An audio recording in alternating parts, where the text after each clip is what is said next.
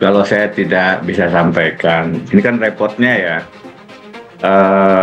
Kalau kita menyampaikan informasi, tidak semua orang mau disebutkan sebagai sumber. Tapi yang jelas, bolehlah saya katakan bukan dari KPK, sehingga itu mengeliminasi, mengurangi lagi-lagi tuduhan pembocoran rahasia negara. Jadi tidak ada dari lingkungan KPK. Tapi mengapa bisa? Ini kan informasi-informasi semacam ini kan sudah berseliweran sebenarnya, Mbak.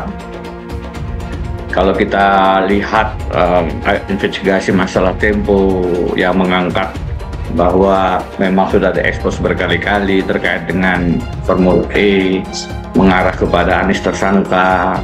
Dia seorang intelektual, seorang akademisi, tidak mungkin anak-anak. Dan kita memberi apresiasi karena yang disampaikan Prof. Denny semacam early warning. Jangan sampai itu terjadi. Ya, pertama ini kan yang disampaikan oleh Pak Denny Indrayana ini kan harus buktikan agar tidak menjadi fitnah atau hoax ya. Ya, dia harus bisa sampaikan tuduhan-tuduhan itu. Apa yang menjadi dasarnya dia menyampaikan ke publik tentang apa dugaan-dugaan dia itu. Ya, yang namanya proses penegakan hukum itu kan harus kita bisa jalankan, harus kita bisa kedepankan. Itu. Bahkan sumber dari mana dia mendapatkan sumbernya itu. Jadi apakah sumber yang primer ya benar-benar sahih ya kebenarannya atau tidak, atau dia malah memprediksi atau berimajinasi melihat situasi kondisi yang hari ini. Begitu Putri. Kita juga sama-sama paham bahwa kenapa salah satu partai itu segera mendeklarasikan Anies. Karena itu cepat-cepatan dengan tersangkanya Anies dan seterusnya. Jadi saya hanya mengkonfirmasi lagi beberapa informasi yang sudah muncul itu. Tentu ditambah dengan informasi-informasi baru yang menguatkan bahwa memang ada upaya penjagalan Anies sebagai capres. Upaya penjagalan Anies sebagai capres itu sudah saya tulis sejak lama juga. Yang paling awal misalnya adalah di 24 April 2023 lalu.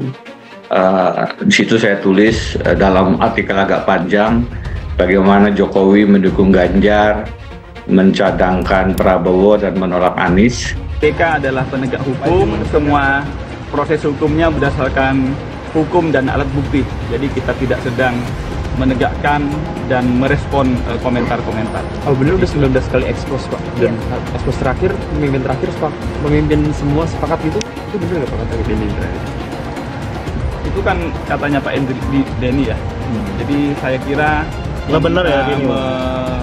Mengklarifikasi, membenarkan adalah Pak Denny saja. Dan di situ saya katakan ada 9 strategi 10 langkah cawe-cawenya Presiden Jokowi dalam Pilpres 2024. Salah satunya di antara 9 langkah itu adalah mentersangkakan Anies Baswedan. Jadi ini informasi-informasi yang sudah berseliweran, tidak banyak yang kemudian mengangkatnya sebagai langkah preventif. Saya tentu saja melihat ini satu hal yang keliru. Sebagaimana saya juga kemarin sempat menginformasikan tentang putusan MK untuk mengantisipasi jangan sampai terjadi sistem proporsional tertutup, karena itu bisa menimbulkan constitutional crisis, gridlock, deadlock, penundaan pemilu jika dipaksakan dirubah dari sistem tertutup, dari sistem terbuka ke sistem proporsional tertutup. Ini pun langkah yang saya lakukan beresiko disalahpahami sebagai pembocoran rahasia, barangkali bisa disalahpahami sebagai mengganggu proses dan lain-lain. Tapi yang lebih penting dari itu sebenarnya saya menghindari jangan sampai justru ini terjadi. Denny Indrayana sebut KPK segera tersangkakan Anies Baswedan. Jokowi gunakan 9 strategi 10 sempurna. Dikutip dari radarsolo.com. mantan Wakil Menteri Hukum dan HAM Wamenkumham Denny Indrayana kembali berkicau di media sosial. Kali ini Denny menyebut Komisi Pemberantasan Korupsi KPK akan segera menetapkan bakal calon Presiden Capres Anies Baswedan sebagai tersangka. Bahkan Denny mengungkapkan KPK telah menggelar ekspos sebanyak 19 kali untuk mentersangkakan Anies Baswedan. Setelah KPK 19 kali diekspos, ini pemecah rekor.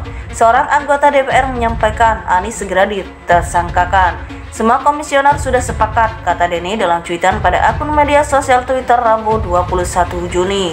Denny menduga perpanjangan masa jabatan pimpinan KPK menjadi 5 tahun hingga 2024 nanti memang sengaja dilakukan. Makin terbaca kenapa masa jabatan para pimpinan KPK diperpanjang MK 1 tahun untuk menyelesaikan tugas memukul lawan oposisi dan merangkul kawan koalisi sesuai pesanan kuasa status quo, ucap Denny. Denny pun mengakui dirinya tak terkejut dengan permainan Presiden Joko Widodo. Jokowi yang dinilai mendukung Ganjar, mencadangkan Prabowo dan menolak Anies Baswedan, yang menyebut Jokowi menggunakan 9 strategi 10 sempurna. Strategi ini yakni yang pertama, Presiden Jokowi dan lingkaran mempertimbangkan opsi untuk menunda pemilu sekaligus memperpanjang masa jabatan presiden. Kedua, segaris dengan strategi penundaan pemilu, sempat muncul ide untuk mengubah konstitusi guna memungkinkan Presiden Jokowi menjabat lebih 2 periode. Ketiga, menguasai dan menggunakan KPK untuk merangkul kawan dan memukul lawan politik. Keempat, menggunakan dan memanfaatkan kasus hukum sebagai political bargaining yang memaksa arah parpol dalam pembentukan koalisi Pilpres. Kelima, jika ada petinggi parpol yang keluar dari strategi pemenangan, maka dia berisiko dicopot dari posisinya. Keenam, menyiapkan komposisi hakim Mahkamah Konstitusi untuk antisipasi dan memenangkan sengketa hasil Pilpres 2024. Ketujuh, tidak cukup hanya mendukung pencapresan Ganjar Pranowo, Jokowi juga memberikan dukungan kepada Prabowo Subianto. Kedelapan, Jokowi membuka opsi mentersangkakan Anies Baswedan di KPK. Ini sudah menjadi rahasia umum terkait dengan dugaan korupsi Formula E, cetus Denny. Kesembilan, mengambil alih Partai Demokrat melalui langkah politik yang dilakukan Kepala Staf Kepresidenan Muldoko. Terakhir, yang menyempurnakan adalah dengan berbohong kepada publik. Presiden Jokowi berulang kali mengatakan urusan Capres adalah kerja para ketum parpol, bukan urusan presiden. Belakangan baru beliau akui akan cawe-cawe dalam Pilpres 2024, ujar Denny. Pakar hukum tata negara ini menuturkan satu persatu dugaannya itu yang ditulis pada 24 April 2023 mulai terbukti. Karena itu Denny berharap Presiden Jokowi menghentikan cawe-cawe, termasuk dalam mentersangkakan dan menjegal Anies. Kalau masih diterus-teruskan menjadi pertanyaan apa maksud dan tujuannya. Salah satu hipotesis yang tidak terhindar terlintas di kepala saya adalah Presiden Jokowi justru mengundang ketidakpastian dan kegaduhan yang ujungnya menunda pemilu dan memperpanjang masa jabatannya sendiri. Semoga hipotesis saya keliru, tandas Denny Indrayana.